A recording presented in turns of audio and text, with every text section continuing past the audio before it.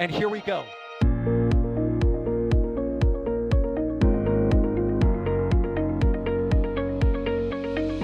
have liftoff. Propulsion continues to be nominal. RCPA chamber pressure looks good. Following up. Roger there, planet. Water towers fly! Yes! Tango down to nominal. Flight downside SPD off. Bring in SPD off. It's orange! Orange 45! Oh my god! Oh my god! Decollage. What is it? Put that in the big bag, 343 unfolds to go. Indeed. We rise together, back to the moon and beyond.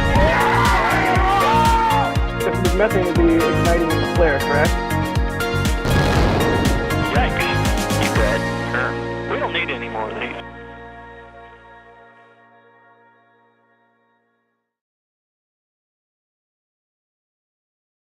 Good evening. Once again, you are looking live at Space Launch Complex 40 at the Cape Canaveral Space Force Station in Florida, where a Falcon 9 is once again ready to launch 23 more Starlink V2 mini satellites. And this booster is ready to add another, I believe, record here into the books. I am Sawyer Rosenstein. I will be your host for this evening/early morning stream here. And as always, I am joined by a veritable cohort of coherent co-hosts, including Ian Atkinson. Ian, how are you?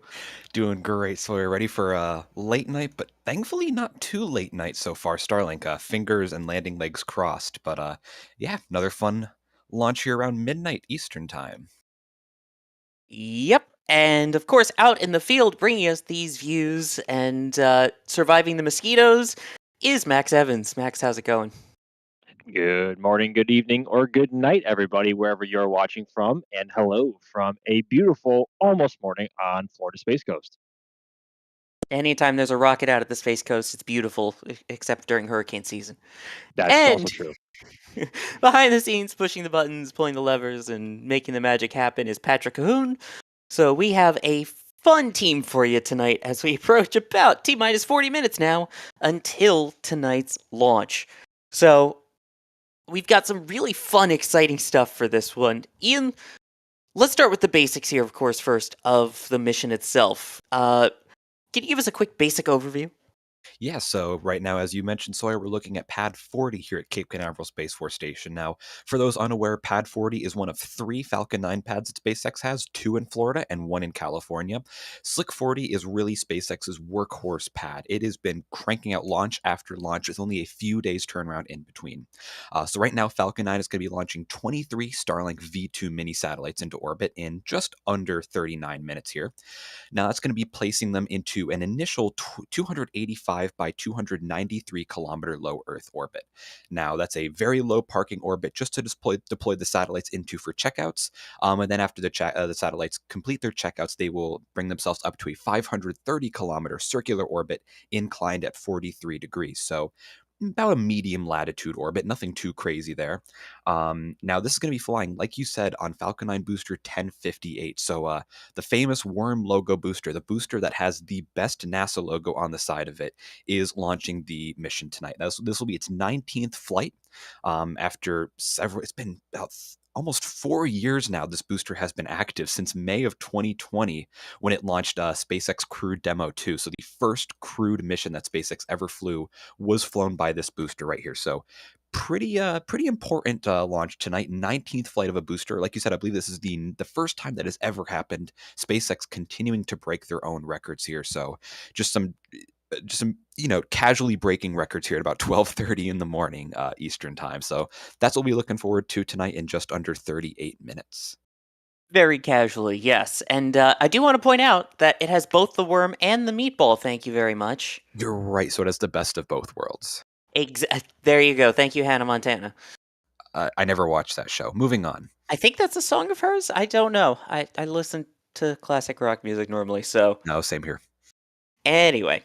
So, of course, with this being the 19th flight, the goal is to recover it. And so, Max, what do we have downrange ready for this? So stationed about 629 kilometers downrange in the Ocean, Swai the Bahamas, is the drone ship just read the instructions. Stationed, as I said, about 629 kilometers downrange. And tonight, the fairings will be recovered by SpaceX's fleet vessel, Bob. So, it's all seems very routine, and it is. But for some reason, tonight just has a different feel about it, being 10:58 and all. If I may elaborate a little bit, You may. 10:58. Of course, as Ian has already stated, this will be its 19th flight, and it is already the Falcon 9 fleet leader from both coasts. We are pushing completely uncharted territory for Falcon, and we're not sure if SpaceX is pushing Falcon 9 to failure or if they are planning on retiring the boosters after 20 flights. Hopefully not. Hopefully they will keep going until Falcon 9. Well, hopefully they keep going to figure and or what Falcon 9's flight limit would be. Um, but but with it being B1058 and all, with how it's probably the single most beloved booster in the entire fleet. Hopefully nothing goes wrong, and I don't want to set a precedent of something will go wrong. But we are in completely unknown territory with Falcon right now, so this may seem like on the outside just like any other Starlink mission, but it doesn't feel that way here. That is a good point, and I know Julia has been advocating hard for this booster to survive and end up in a museum. Because again, as you mentioned, this first mission for this was in 2020 when it launched Demo 2, which was the first time that astronauts had launched from American soil since STS-135, the final shuttle mission in 2011. So a very historic booster already, and I'm advocating that hopefully they retire this one after 20, and we'll see if they continue others beyond 20 flights, but that's just my personal opinion on that. Now, I do want to acknowledge people that at the moment we will not be able to show your messages on the bottom of the screen because YouTube is being lovely tonight, but we can still see your questions if you tag them at NASA Spaceflight, and we are still seeing your super chats, I promise. So I do want to acknowledge Musical Wolves saying, for those out in the field, thank you for being outstanding to give us views. Get it? Outstanding and outstanding. Ah, I appreciate pun token for you, Musical suck-ups. Wolves. Suck-ups. Bruh. Tonight, you just summarized tonight's stream in one word. Just saying, bruh. Dalen Hardy gifted a red team membership. John Depker gifting 10 memberships. Sam Halter saying, really enjoyed the Firefly launch. Did the CRS mission return? Yes, CRS 29 returned earlier today with some of the science aboard the International Space Station that came back. So, as of right now, again, Crew Dragon is currently the only vehicle that has, as they like to call it, downmass capability. Basically meaning they lift things up and bring them back. Others, they lift things up and kind of burn them up. So, Actually, if I'm not mistaken, splashdown occurred like I think it was minutes from Firefly Alpha taking flight. I could be wrong, but Yes. I think it was in within 2 or 3 minutes, which was incredible timing. That was correct, yeah. oh yeah. And then we have, I'd rather be flying an X-Wing. Oh no. Does this have a stubby nozzle? Or a real nozzle? Pardon Ian. me, a real Yeah, nozzle. so Max, I'm sorry, Max. I'm trying to answer this question. I'm trying to answer our viewers' questions. So this has a real Merlin vacuum nozzle. None of this like fake, half 1/3 Merlin, crap. This is the full Merlin nozzle on board. So no stubby nozzle here. This is the full Merlin vacuum nozzle. And if anyone's confused about what we're saying here, it's a running joke because SpaceX on their second stage is they have 2 types of nozzles for the Merlin vacuum engine. You have the regular nozzle, which is flying today, and the stubby nozzle. The stubby nozzle has a bit less performance, both a bit less thrust and a bit less efficiency, but it requires much less materials to make. And the materials to make the nozzle, which are a niobium alloy, are not only a rare material, and combined with Falcon 9's launch rate, you don't want to throw away too much of a rare material, but it's also expensive and it takes time to make. So they'll use a stubby nozzle when they don't need full performance to save some time, resources, and money. I just saw someone in chat call it the NARF nozzle, like for Pinky and the Brain NARF, and I kind of love it. Sorry, Max. No, you're not. Correct, I'm not sorry. And then we've got one here from Andrew Berg saying, watching from an A320, should be able to see it from the air. Okay, that's awesome. To be able to see launches from the air, that's got to be really cool. So, I won't judge that it's an Airbus, but really nice. And Airbertac, I hope I'm pronouncing that right. Pun tokens for Sawyer. Thank you for being here. Well, I very much appreciate the pun tokens. And the other thing that I appreciate is the numbering will finally be back on track, because we have had Starlink 6-31, 33, and 34. Tonight we're finally getting back on track with Starlink 6-32. And just a minor detail, but I do like that little aspect of it. Also, Sawyer, something that I wanted to talk about really quickly, because we mentioned this is B1058. This is the fleet leader for Falcon. It's coming up, or this is going to be its 19th flight, which is breaking insane reuse records. My math is wrong. 8 years ago, last night, so now it's past midnight now on the East Coast. 8 years ago last night, the first Falcon 9 landed successfully. It was launched from this exact same launch pad. It was the Orbcomm OG2 mission, the 20th flight of Falcon 9. And on that mission, B1019. So think about that. We're looking at 1058 right here. B1019 was launched on its first flight, and it did the first ever successful return to launch site landing of a Falcon 9 booster and the first recovery of a Falcon 9 booster at all. I just thought that was kind of fun how now on the kind of the day after the 8th anniversary of that, we're looking at another fleet leader kind of expansion here on the Falcon 9 fleet. And, 8 years ago, most people in the industry, let alone I'm sure a lot of people at SpaceX as well, would be shocked to see how far along we are now with reuse and how Starship is now really hitting the ground running thanks to what Falcon 9 is doing on the recovery front. And I just wanted to bring that up because I thought that was a really neat milestone and important date that we just passed. I'm going to follow up on that in just a second, but I do want to acknowledge that we can see some frost on the vehicle, and SpaceX confirming propellant load has begun for tonight's launch. All systems and weather are currently go. Just wanted to acknowledge that. But in terms of a follow-up for that, hi, Jake. There we go. Sorry. Jake hopped on my lap for the 6th time already this stream. In terms of following up with that, I mean, I don't know. I totally forgot what I was going to say. That's what. And it's fun too because looking back on that, 8 years ago, I was watching that in my basement. That was like one of the first rocket launches I ever watched live, and seeing that rocket land was the reason that I've now chosen to go into aerospace engineering. I'm about to graduate college now with that degree because of a launch 8 years ago last night of this rocket from this launch pad. It's so amazing to see things kind of wrapping on both like on an industry wide thing, but also on like a bit of a personal note. And I don't know. It's really like touching to see that and think about that. And yes, for those who are saying that Jake interrupted a pun, he did. I remembered both things I was going to say. First, it's quite appropriate that it was OG2 was the OG1 landing. Okay. No boy. The second thing I was going to mention, though, is that we have this question here from Booster 13 saying, do you think we could see a newer version of Falcon 9? Because these boosters are pretty old, so they might start to not be as reliable as they used to be. And Max, I'm going to throw that one to you in a second, but I do want to mention that just a few days ago, they were finishing testing up B1083 at McGregor, Texas, which you can watch the testing McGregor Live 24/7. But in terms of numbers, you said that was, 1019, and now we're already creating booster 1083. But Yeah. what do you think, Max? Do you think there'll be a newer development, or do they just keep building more? I was actually going to mention how we were now in the low to mid 1080s now in terms of Falcon 9 first stage boosters.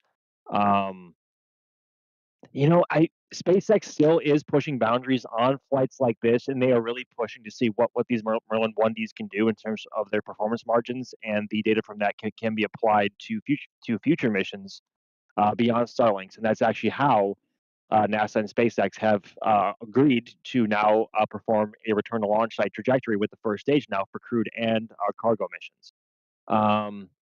But in terms of seeing a brand new Falcon 9, other than brand new first stages rolling production facility in Hawthorne, I don't think so because you know to sound cliche, if it ain't broke, don't fix it. And Falcon 9 has proven time and time again, especially this year, having flown so much, that it is one of the most, if not the most, reliable and uh, the quickest, or it is able to be turned around the quickest of any rocket in history.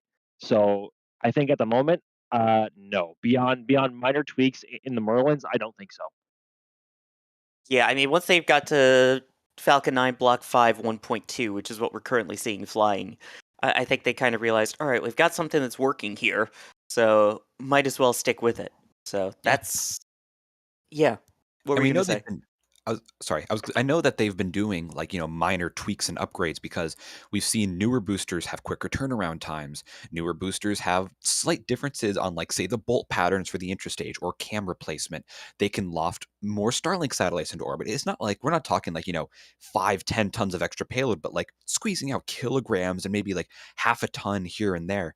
And SpaceX has gone from launching, I think they started with 21 V2 satellites, now up to 23. And of course, that's in combination with lightening the satellites themselves. But there are some portions of that are due to Falcon 9 improvements. And SpaceX has said there's going to be no Block 6. There's going to be no major upgrades. There's not going to be a Merlin 1E. But there are still minor tweaks here and there just to get what they can out of the system while most of their engineering force is working on Starship and Starlink and Dragon. And by the way, I should point out, not only are they lightening them, they're darkening them as well, so that they aren't as obtrusive in the night sky. That makes my telescopes happy. And it's also worth noting that SpaceX actually had to lock down the design of the Block 5 Falcon 9, I think 2 or 3 years before it first flew crew, satisfy certain NASA regulations and criteria. Because I don't, of course, I don't think you want to keep flying astronauts on what would technically be an experimental first stage or rocket in the first place over and over and over again. That's a really good point. Yeah, once a vehicle is crew rated, any major changes or significant upgrades, you've got to present it to NASA and all the people that will be flying people on it and basically recertify everything again. So, well, most things again, I should say. So that's also worth noting there. Uh, Alex Vives saying they should retire B-1058 after 20 flights and give her to either Kennedy Space Center or Smithsonian. I agree completely. Yes. I mean, right Agreed. now, Kennedy does have a booster. Space Center Houston has a booster. There is now a booster out in Colorado, I believe it is. Yep. At the Dish Network headquarters in Denver, outside of Denver. So it would find a good spot. I mean, Smithsonian might work, actually. They, Or at Udvar Hazy. I was about to say, I would love to see it like either next to Discovery or like, hanging on the ceiling above Discovery, like how they have at Kennedy. Oh, Like, wouldn't that be yeah. amazing? Maybe even like landing legs deployed or something. I don't know. But they did previously offer a booster to Smithsonian, but they charged I think it was like $1 million or so for like transport costs and things along those lines, and that was just like too much for the Smithsonian at the time. Maybe they could do like a fundraising thing or save up some money for that, or maybe SpaceX eventually will be like, hey, we don't care, just take it. I want to see important vehicles to spaceflight like these preserved. And yeah, I think there's really nowhere better than the Smithsonian, especially the Udvar Hazy Center. You mean $1 million. $1 million. I did But put my yeah, pinky in my mouth. I did too. And another idea, I don't know if it would fit super well, but I'm sure Alicia would be happy to have one on the Intrepid as well. Just throwing it out there. Let's see here. We are now about 22 and a half minutes or so away from tonight's launch. I don't know if we actually went through the whole details of. I know we said it's going downrange, but for those that are wanting to go out there to see it, Max, what is the trajectory tonight? And also, how's the weather looking down there too? So overall, it's heading on a 43 degree inclination tonight. So that means it is heading on a southeastern trajectory toward the Bahamas. So if you are south of Cape Canaveral, say Vero Beach, Fort Lauderdale, Miami area, assuming the weather is playing nice and you have clear sky. And if you look to the north, you should be able to see tonight's launch no problem at all. And it's also worth noting that if you are north of here, say in Daytona Beach or Jacksonville, you should also see it, but it will look a lot. The arch or the path of travel that Falcon 9 will take will look smaller than compared if you were south of the launch pad. And you should also be able to see it if you are over in the Tampa Clearwater area as well on a clear night, of course. So assuming weather plays nice, and assuming the weather plays nice wherever you are in Florida, there's a really good chance you might be able to see it. And how is the weather by you at the Cape right now in terms of your ability to track the flight tonight? Yeah. So weather for the most part today has been kind of gloomy, especially in the evening here. It was raining quite a lot. A front came in from the Atlantic and kind of got everything wet. Currently, there's still a bit of overcast. The moon is being out, but the east and toward the Atlantic critically, the skies are looking a lot clearer and the winds have died down substantially. There's a bit of a breeze coming out from the east right now, but I would say the weather and conditions tonight are trending in the right direction. There we go. And yes, we did get the tweet earlier saying that so far weather is go. And in about 20 seconds or so, we really should get a good indication of the wind and how windy it is and what direction it's going, as we are now approaching the best vent, the T minus 20-minute, 20-second vent. And as that vent is about to begin in 5 seconds, Trevor, first off, what is the best vent? And second off, why is it the best vent? Trevor, I'm sorry, Ian. I get we both have smooth, buttery voices, but man, I thought we were friends, Sawyer. Anyway, the bet that I'm you get to sorry. no, Blame you're the fine. bookshelves. I don't even know what that means, but I'm going to pretend I didn't hear that. So that vent coming from around the middle of the vehicle right there, and first off, either the wind is coming towards us or there is no wind. So that's a good indication right there. But either way, that is a T minus 20-minute vent. Now that is when they're starting to chill down the transporter, clean out the lines as they are about to begin second stage liquid oxygen loading.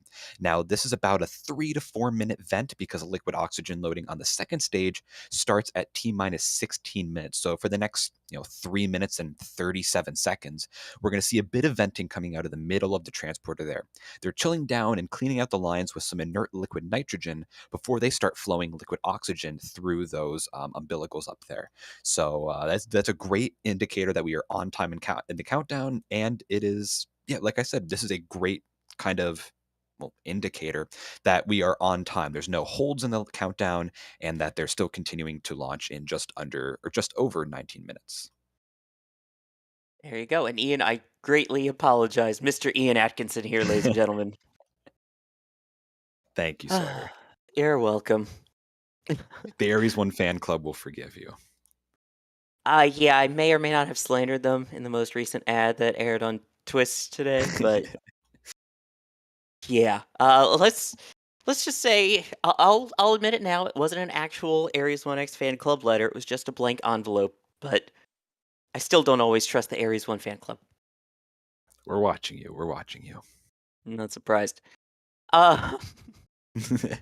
Here's a great way to put this question, because now with the kind of smirking emoji here, Max, Kyler is asking, what are the 5 towers? Oh, good lord. When I first joined the team back in March or April, on my very first stream, somebody asked the question, and I came down to the conclusion that the only sufficient answer to that question from here on out was just yes. But I'm feeling nice, and I will answer the question entirely. So the four kind of skinnier towers on the pad perimeter, those are towers designed and built to take lightning strikes away from the actual launch pad itself, or the launch pad structure where Falcon 9 sits. And they have catenary wires that run from the very tips, and they also link in between. And those wires run down to the ground to disperse the charge away from any of these systems and the tower and the rocket itself. And the brand new tower in the middle that is currently in a blanket of vapor right now from that T minus 20-minute vent is SpaceX's brand new crew access tower that was recently assembled here over the last 3 or 4 months. All of these segments were assembled rather quickly, actually, over at the Hangar X Roberts Road facility here at the Kennedy Space Center. And in what seemed no time at all, broadly speaking, compared to, I guess, the timeline of a whole year. They built the entire tower up, and then they eventually fitted the crew access arm, and now the tower looks to be nearly finished, if not completely finished. It is not yet operational. They have not flown crew from it yet. We are still waiting to see who and when that first crew will be and when they will fly. Um, but that is SpaceX's brand new crew access tower over at Slick 40. Yeah, normally, again, like you said, it's kind of a jokey question, but that's the first time I've ever heard it asked as the 5 towers now that we have the crew access tower there. So I Yes. had to bring that up. Here's a question from what do we have here? The MDW Aviator with a question. I'll pose it to everyone. How many more flights do you think this booster will fly? Ian, we'll start with you. Ooh, that's a really tough one when you don't really have, insight into how the booster is even performing. I could see them retiring it at 20 just for, like you said, this booster is very historic. It's an important vehicle that did a lot of stuff for the American space program. It got the first U.S. astronauts off of U.S. soil in almost 10 years. So I could see them finishing up at 20, being like, okay, we learned a lot from this. It's an older booster. We've improved a lot of things on newer boosters, but at the same time, I could also see them, just pushing it until either it fails to land or they're like, okay, these tanks are structurally compromised at, say, I don't know, 27 launches. We're not going to launch anymore. So I feel like they're going to push it, to be honest. Just keep going until there's too much of risk to even Starlinks to launch it. How many do you think, Max? It's kind of a difficult question to answer. Um, I want to say that they will retire this booster specifically after 20 flights, but that's just me being optimistic towards this booster itself and wishing it would be put toward a museum. Um, but what I think is more likely going to happen, SpaceX is going to, of course, recertify the boosters after, excuse me, they are going to recertify this booster after 20 flights to see if it is sound to fly more. And then I would believe that they will push for 25 and then potentially 30, assuming it makes it to 25 successfully. Um, but like I said earlier, we are in completely unknown territory with Falcon right now, and with this, I don't want to say older design because it is, getting on towards 4 years old now. It it's very very similar to even the boosters made today. So imagine it should get through tonight, no problem. But I'm hoping they end up retiring it. They end up retiring it after 20. If not after 20, then I would say probably upwards of 25 to 30 flights. Yeah, I'm hoping this one ends at 20 because you still have, I believe it's 1061 that is at 18 flights as well. So 1060, and I think that one's holding 1060. at 17 flights. Yeah. Yeah, so you've got one that's pretty darn close to that amount of flights. I think my personal thing would be to retire this one at 20 and then maybe keep pushing the next one though for 25 or 30. Yeah, they haven't flown 1060 in a minute, which is quite peculiar because with the last few flights, especially up to and past 15, 1060 has always followed 1058 flying, and it hasn't, of course, these last couple of times. So it makes you wonder if they found something in either the tank structure or the thrust puck or the Merlins or something in 1060 that either needed much more time to repair or refurbish. If they have just flat out retired it and scrapped it already. We don't know. But we do know that we haven't seen the booster or 1060 out here at the Cape in quite a while. So it makes you wonder. Yeah, I just looked it up on Next Space Flight's reuse page. So shameless plug there. They have every single Falcon booster and every single reusable spacecraft that's ever flown. And 1060 this year has flown in January, early January, mid July, and mid September, and that is it. So pretty low flight rate this year for 1060. And like you said, Max, I wonder if they found something or if they're just not really prioritizing refurbishment because they have better boosters to work on. I'm not really sure. And it's so weird because that last flight in September feels like last week, but here we are, almost at the very end of 2023. So Yeah. With this fast cadence, time goes by really fast. And then meanwhile on the West Coast, 1061, which is one of the West Coast boosters, flew in early March, late April, late May, late August, late October, and early December. Like that's been just grinding stuff out for an early booster. That's pretty impressive, I think. But I digress. Yeah, like you're saying, so the last flight of B-1060 was September 23rd, 2023. This booster is only 49 days since its last flight, so that would mean November 3rd of 2023, just kind of for reference there. We are continuing to count down now 11 and a half minutes till the scheduled liftoff of the Starlink 6-32 mission. And I do want to thank some more support here. Kyle Trick saying, Austin Powers! Yes, they are fantastic movies, gotta say. Then we have Steve Kalovic, hopefully I'm pronouncing that right, who gifted 10 NSF memberships. Thank you very much for doing that. And then, Max, I think this is a good question for you and I here.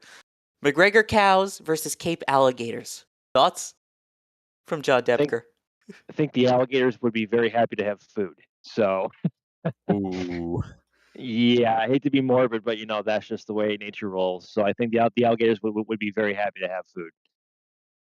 Oh, for sure. And John Depker, thank you again, a name we see often here for the support tonight.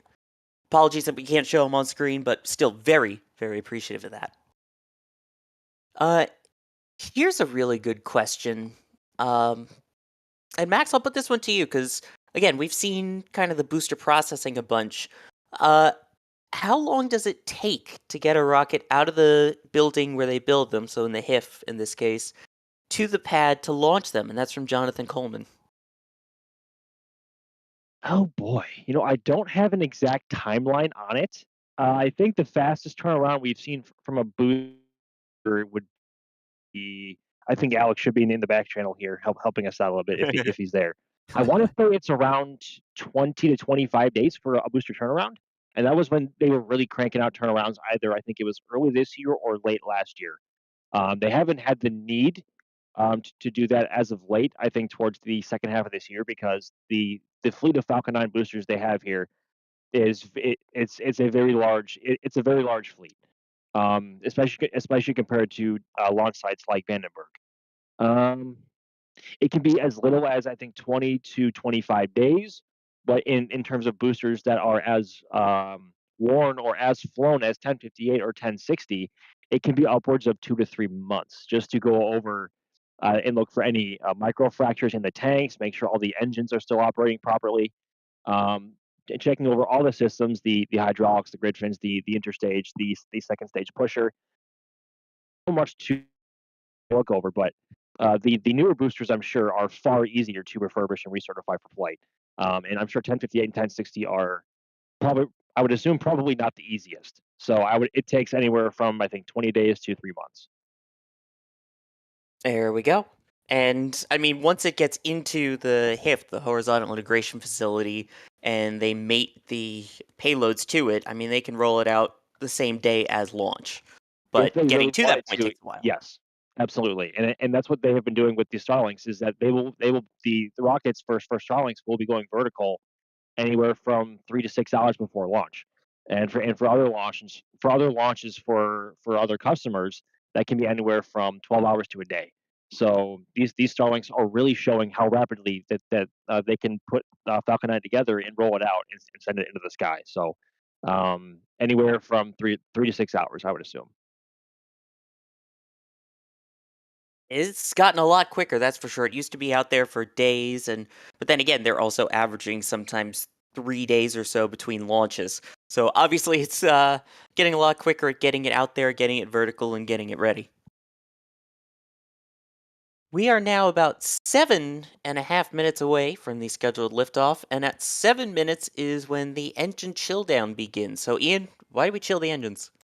Yeah, so this actually goes into a bit of material science here. So if you think about it, if you have like a really hot plate, say a really hot glass plate, you don't want to pour cold water over that plate because that will crack or it'll shatter the plate even. That's thermal shock. And what we're really looking at here is kind of that, but on a much, much larger scale. So these engines here are made out of metal. They're made out of an Inconel alloy, which is a very, it's a very thermally resistant alloy, great for use in engines. And the problem arises if you suddenly slam liquid oxygen into the cooling vanes on the engine. Now, the outer nozzle of the engine, the outer wall of the nozzle, has kind of fluid pipelines inside the wall of the nozzle. That's what's called regenerative cooling. And what they do, they will flow liquid oxygen around those to, or is it's either liquid oxygen or RP1. I can't believe I'm forgetting this now. But either way, they'll flow a propellant through the outer walls of the engine to cool it, to cool the nozzle so the nozzle does not melt. Now, what they're doing here, they're beginning to flow liquid oxygen through the nozzle and through the engine to slowly chill it down to temperature so it's not a massive rush and a massive thermal shock right at engine ignition when they go full throttle on the turbo pumps. So they're beginning to slowly trickle some liquid oxygen through the engine to get it slowly down to temperature, and that's going to happen over the next few minutes here. It is the locks, I believe, but yes. And speaking of chill, Max, you've been pretty chill out there, but I know things are about to heat up, so I will let you go and get ready to shoot the launch.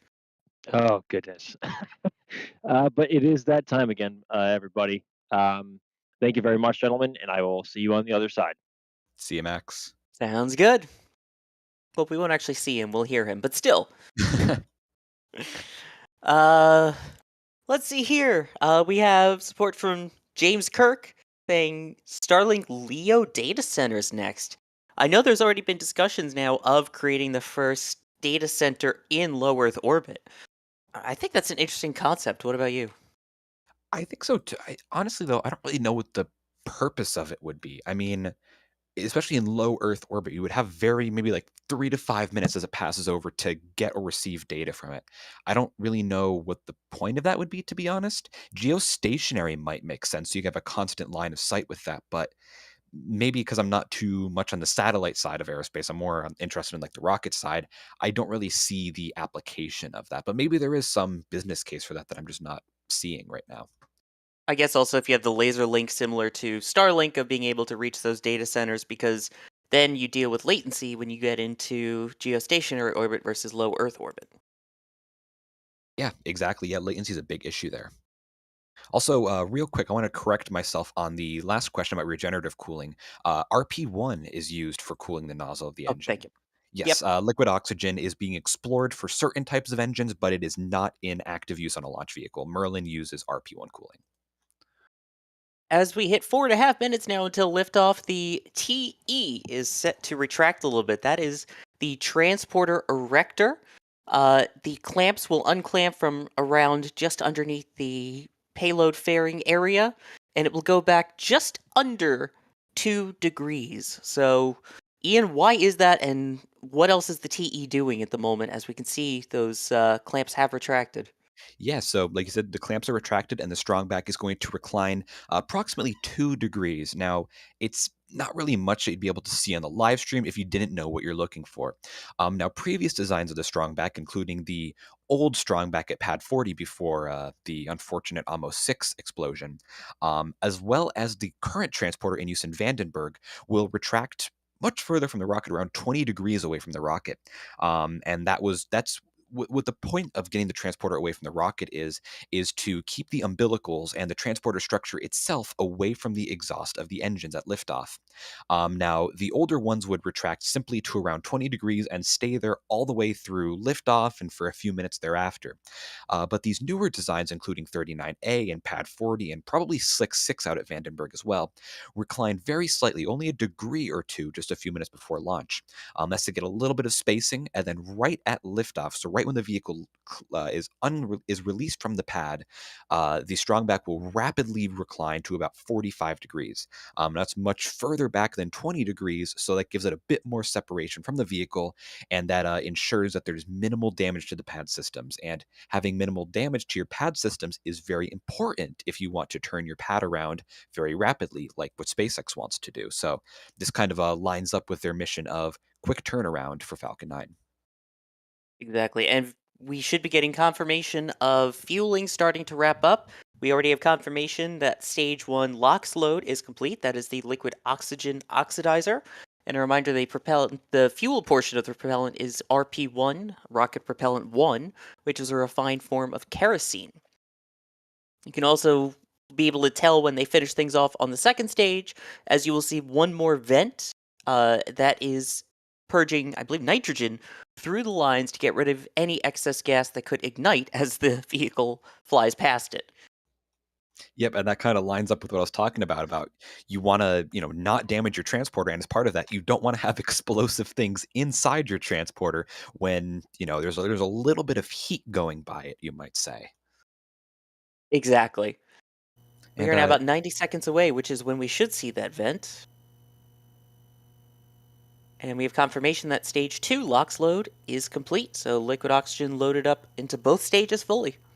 just past T90, we're going to see some venting kind of slow down here a bit as they finish purging all the lines. And sorry, it looks interesting. I don't know if it's not that humid tonight or if the wind is hitting it just right, but this vehicle's not that frosty. Maybe it's just me though. It's also super sooty, given this being its 19th flight, so that may be part of it too. Interesting. We are now approaching T-minus 1 minute at this point. All of the tanks inside are pressurized to flight pressure. In addition to that, Falcon 9 enters startup, meaning that the onboard flight computer begins all the final pre-launch checks and will take control of the countdown here from this point on. And at this moment, at T-minus 45 seconds, they should be hearing word if they are go or no-go from the launch director for tonight's launch. We have the go for launch as we approach T-minus 30 seconds to liftoff. Once we pass T-minus 0, we will be quiet at that point and let you hear the sounds of the launch. And we will come back after that so you can enjoy it. But we will continue to count you down here, about 15 seconds to go. We now are going to keep an eye on the base of the rocket. We should look for a green flash, that is the T-tab that will ignite the engines. And that will be engine startup, followed a few seconds later by liftoff. We have engine ignition. And liftoff of Starlink 6-32, the booster making its 19th flight. Go, Starlink V2 Minis, go.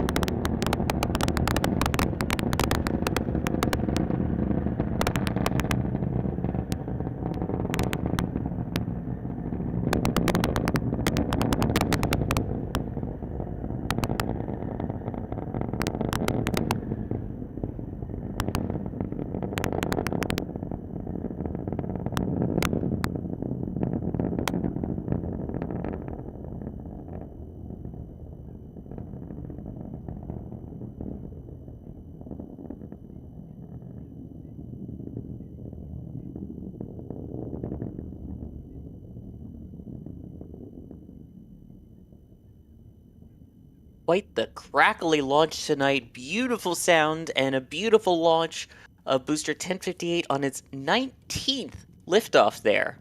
We have already passed through max Q, that is maximum aerodynamic pressure on the vehicle, and it is now traveling faster than the speed of sound as well. In about 45 seconds, we will have 3 events coming up in rapid succession. That will be MECO, which is main engine cutoff, when the 9 Merlin engines will shut down, followed a few seconds later by stage separation. And then following that, the second stage Merlin vacuum engine will ignite in SES1, which is second engine start 1. This is one of my favorite parts of launch here, when you get the plume expansion as the vehicle gets closer and closer to the vacuum of space. Right now, Falcon 9 is getting into the uppermost parts of Earth's atmosphere. Because of the low pressure, its plume is expanding. You're getting that beautiful blue color as we approach main engine cutoff here. And right at second stage engine start, in just a few seconds, we'll see some nice plumes. And that appears to be MECO. Yep. We will have. Here's the view from SpaceX's angle. We are a few seconds ahead of their stream there. There's stage separation. And there we go. Ignition of the Merlin vacuum engine on the second stage. Beautiful. And look how sooty the interior of that inner stage is. True. And also, look at. I believe that's the plasma going up against that as the grid fins come out, right? It is. That is the second stage plume they're interacting. Now, for those of you watching along at home, keep an eye out on those grid fins in about 3-4 minutes. When this first stage goes through reentry, those grid fins light up pretty bright, and it's a gorgeous sight. That rhymed. Very nice. And we also have payload fairing jettison. Those will now actually parachute back down after re-entering the atmosphere to be recovered by Bob downrange waiting for them. We had a really gorgeous view there for a little bit as well of the moon jellyfish, which, what is the jellyfish for those who hadn't seen something like that before? Yeah, so the jellyfish is a pretty rare phenomena in spaceflight. At least the more prominent jellyfish for certain launches. I'll explain that in a second. But what the jellyfish is around dusk or around dawn, when the sun is below the horizon, but it's close enough to the horizon that when the vehicle launches to the east, the sun it makes its way into the sunlight, and since it's dark at the launch site, you see a really beautiful and bright plume, which looks like a jellyfish. You can see a very dim version of the jellyfish here, lit only by the second stage engine's plume, and I think the moon as well is playing a part here. But if this happened closer to sunset, so say about like an hour after sunset or an hour before sunrise, that would be a very beautiful plume expansion there. If you want to see that after the stream, check our live stream of the Inspiration 4 launch. That had a beautiful jellyfish effect when that lifted off about 2 years ago now? A year ago? 2021. 2 years ago, geez. But yeah, anyway, Inspiration 4 had a beautiful jellyfish. After this first stage lands and the second stage engine cuts off, be sure to check out our live stream of that. We are getting confirmation so far they are on nominal trajectory, or norminal, continuing exactly as it needs to. And at this point, you will also notice in the bottom left, stage 1, the altitude is now starting to decrease. So it has reached the peak of its flight and is now on its way downward. It will be picking up a whole bunch of speed on the way down as well, but it will be able to burn that off in the entry burn that will be coming up in a little over a minute or so here. So I know we always talk about that entry burn is fighting fire with fire, so how exactly does it slow itself down that way?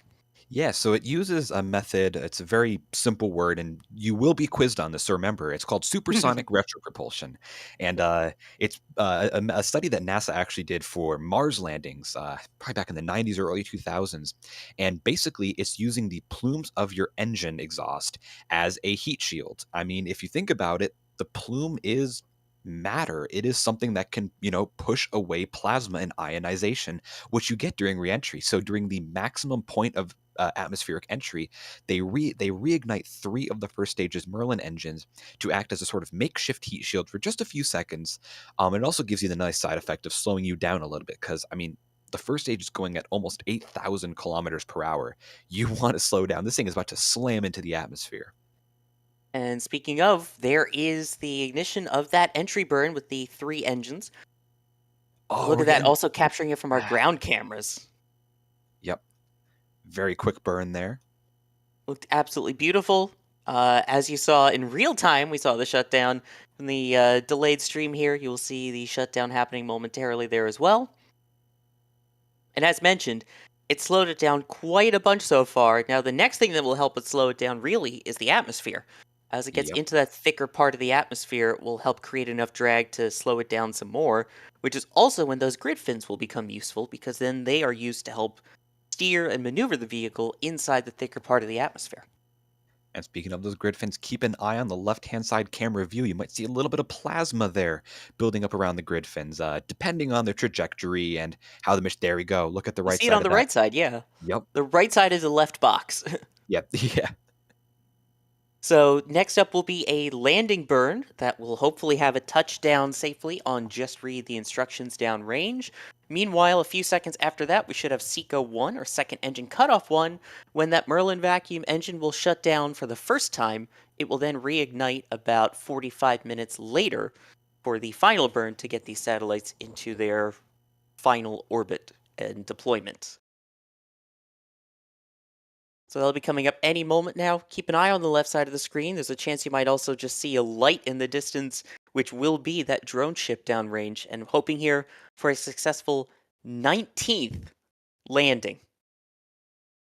Now under 1,000 kilometers an hour, 3 kilometers off the deck. She is still screaming in. And there we go. There is the landing burn. Now that is the center engine, so 1 out of the 9 engines has reignited. You can see the grid fins there doing some last-minute maneuvering to keep this thing in line, and there's the drone ship through the clouds. Beautiful. And we should have the landing leg deploy. We do. And touchdown. History is made once again as B-1058 launches and lands successfully for the 19th time. Incredible. Like, what a milestone that is. And of course, we have a primary mission here, the second stage, which is about to hit second stage engine cutoff. And there it is. There we go. That's SECO 1. Now, let's head down to field commentator number 1. Max, how was that? That was such a relief to hear that it landed successfully because, of course, we cannot see that here from the press site here at the Kennedy Space Center. And I was holding my breath a little bit on the way up because it looked a little bit slow. I didn't see any engines go out, but maybe that was just me being overly worrisome and my eyes just deceiving me. But from this perspective, it looked a little bit slow at times. But it otherwise, I think it was okay. Maybe it was just my mind playing tricks on me. But that was absolutely beautiful. The clouds cleared out just in the nick of time, at least over where the rocket was traveling. And it was absolutely gorgeous. The air is pretty stagnant around here now, but it is cooler and it is thicker, so the sound transmitted a lot easier and a lot more clearly, as you probably heard through our microphones. Never gets old, man. That never gets old. And one thing that I'm still trying to get used to after it happens after every single night launch when it's just maybe 3 or 4 of us out here over at the KSC. The KSC security, all the gators around us. After the sound passes, we can hear probably between 3 to 5 of those alligators bellowing as they are not the happiest to be awoken, probably. And there was one probably 30 feet off to my left in the water here, which was kind of um, alarming, I guess one could say. But hey, this is their home. This is their home. So um, always love hearing it, but that was beautiful as always. Yeah, so for the people who are asking about the cows versus the alligators, the cows don't care as much about rocket launches. The alligators do when you wake them up.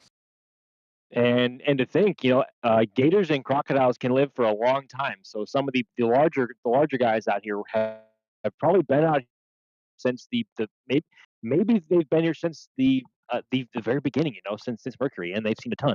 And maybe they're getting quite quite angry at SpaceX for flying so often and disturbing them. Yeah. And if my numbers are correct here, that is the 181st consecutive successful landing for SpaceX and their 255th booster landing all time. And with that, 1058 is now 1058-20. Golly, that is so weird to hear. I know. My one friend actually just shout out to Philip. He DM'd me. He was like, "Yeah, 1058-20." I'm like, that's weird to read. Like that just doesn't make sense. Even if you sorry to cut you off, Ian, but even if you go back almost 4 years now since this booster first flight, flying 10 times seemed ridiculous and almost unfathomable. Yeah. And now we're at nearly 20 flights now on this exact booster, and it's as far as we can tell, it's still running like clockwork, which is just remarkable. That is so weird. It's so weird to hear that and say that, but it's great. And it's approaching. Sawyer, you're the shuttle man. Was it 33 flights that Discovery made? I It was believe in the 30s. it was definitely, I think it was 37. Let me double check. 39. 39. Yeah. The best shuttle always at it. But yeah, so there was still a Sorry. while off. Ian, good man. Good man. Yeah, No. thank you, Max. Thank you, Max. Team So Endeavor. it's a little over halfway of the way to beating Space Shuttle Discovery. I mean, I highly doubt that 1058 will beat Discovery in terms of turnaround time, but even, being in the realm of almost Discovery levels of flights is just incredible. Like, what an Well, achievement that is. That being said, Discovery probably still has a little bit more flight time, all things Yes. considered. Endeavor only has 25 flights, so it's catching up, actually. I think Those are rookie numbers. there's a chance that Endeavor could get beat by a Falcon 9. May I remind you that Discovery did the 39 flights, but it started back in 1984. Endeavor was 1992, if I recall correctly. So, Yeah. yeah. Endeavor was kind of, the 1080 to Discovery's 1058, if I may. That's probably the best SpaceX or shuttle this we've ever heard here at NASA Space Flight. That is amazing. Compare Ian, that Endeavor was to booster genius. 1080? I mean, it's the newest vehicle. It doesn't have as many flights, but it's a newer vehicle, and it's, in terms of capability, maybe the best. I'm And offended. Discovery flew both return to flight missions. So enough said. And it launched Hubble and did the most servicing missions to Hubble, which I love Hubble. I'm sorry, but who Like- repaired Hubble first so that it actually could see? Well, that's not Discovery's fault. Right, That's but not Endeavor made Discovery's it so fault. that Hubble actually works. Who Which got we had Hubble a into video orbit? on that, by the way, just Who got saying. Hubble to orbit? I rest my case, Your Honor. You'll have to see the video, by the way, on our channel about the repairs to Hubble, just saying. Because Yeah. And this is where Never. the stream goes downhill very quickly. now, Ian, now I wish you were Trevor, because he's Team Endeavor. Once again, a calm expected Trevor L. And also because Ian's here, Hoppy. Hoppy. Hoppy. Very happy to hear Hoppy. Happy. Anyway, We need we Anasis did. After Dark. We do. Oh. We really do. Yeah, I don't know. It might not be a safe for work rating, but yes. Anyway, right before liftoff, Andrew Berg, who was the one aboard the Airbus, saying, "Dang it, we're landing 4 minutes before launch." Well, hopefully, you got to see a little bit of it, or maybe once you landed and you had the cell service, you got to see it. So, hopefully for that. Oh man, that is a beautiful launch, and I believe if you count Starship, that is the 95th SpaceX launch this year. So close, as we are 8 days away from the end of the year. But they do have another launch coming up very soon, right, Ian? Yes, of course. I mean, as always, SpaceX has launches coming up basically, the day after or the next day. So we have the Sarah or the Sarah, I don't know how you want to pronounce that, Sarah 2 and 3 launching from Vandenberg later today in less than 8 hours. So go to sleep, get your rest, and be up by 8:11 Eastern Time because Falcon 9 is back at it again from Space Launch Complex 4 East at Vandenberg Space Force Base. Might I that'll be launch- suggest getting up 40 minutes before that so that you can watch our live stream? Because, yes, surprise, we will be streaming a SpaceX launch from Vandenberg Space Force Base again. Is that with Jack Beyer with NASA Spaceflight? That is with Jack Bio's NASA spaceflight, yes. Yay. So make sure you tune in for that. And if I recall, I believe that one's in our TLS. It is. Yes, it's going back to landing zone 4. So that'll be a nice double whammy there. Beautiful liftoff and landing. Should the fog gods be on our side? It's Worst Coast, so who knows? I was just going to say, or not, because West Coast. Yeah, come on. East Coast, Beast Coast. Let's go, guys. Ooh, I like that. Thank you. Ooh, Ian, spitting fire tonight. East Coast, Beast Coast. That is the new official stance of all of us here. And NASA Spaceflight says. Anyway, Andrew Berg did say that they saw it for 5 seconds to cloud cover and, of course, the stream. But hey, 5 seconds, you got to see it at least. So Yep. It's better That's than no awesome. seconds. Exactly. On that note, though, I think we can start wrapping things up here. I do want to point out, when you were talking about which engines burn, I was looking at the shirt I'm wearing, which is my Falcon 9 launch entry landing shirt from shop.nasaspaceflight.com that outlines which order they actually go in. You can see all the 9 engines and the 3 engine burn, then the single engine. And look at Patrick already quick on the button with it. So definitely, if you want to rep your love for all of these Falcon 9s and the landings, check out shop.nasaspaceflight.com. I have been your host tonight, Sawyer Rosenstein, joined by Ian. Thank you for joining us, Ian. Glad to be here on this chaotic stream. I love how Starlinks are slowly getting more and more unhinged, and I'm always here for it. Yeah, well, I always like to say this isn't your ordinary Starlink, and tonight certainly wasn't with the record-setting booster. Definitely. And thank you to Max out in the field for the fantastic tracking work and commentary. Pleasure having everybody along as always. And the reason why, or I guess one of the perks of our streams now getting crazier and crazier with these Starlinks is these late night Starlinks do be hitting different, as we love to say. Thank you very much, everybody, for tuning in. Amen, brother. They do be even hitting more different now. And once again, thanks to Patrick for pushing the buttons, pulling the levers, getting all that stuff up on screen super quick and the gorgeous views. Always appreciated. I have been your host, Sawyer Rosenstein. Thank you so much for watching, everybody. Don't forget, you can keep an eye on everything going on in the Space Coast on Space Coast Live 24/7. And we will see you back here in just a little bit for the Sarah 2, Sarah 3 mission from Vandenberg. Good night, everybody. And here we go.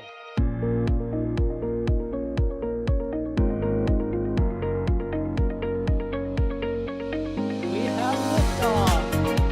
Propulsion continues to be nominal. R68 chamber pressure looks good. Doubling up. Roger, roger, planet. Water towers fly! Yes! They go down to nominal. Flight downside speed off. Bring in SPD off. It's orange! Oh my god! Décollage! What is it? Put that in the big bag, 343 unfolds to go. Indeed. We rise together, back to the moon and beyond. This methane will be igniting the flare, correct?